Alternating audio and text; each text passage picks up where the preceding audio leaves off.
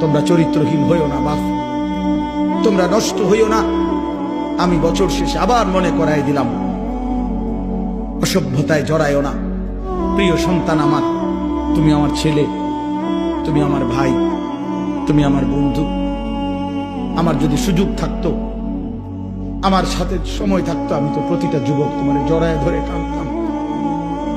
আমি যদি পারতাম তোমারে বলতাম এই বুক খুলে যে তুমি কেন নামাজ পড়ো না, কেন তুমি আল্লাহকে ছেড়ে দিলা।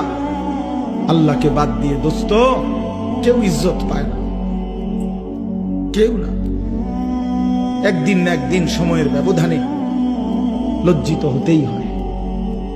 54 বছর পরে হোক আর 16 বছর পরে হোক, আল্লাহকে ছেড়ে দিলে, জুলুম আর নাফরমানি করলে বেইজ্জতি হতেই হবে, বেইজ্জতি।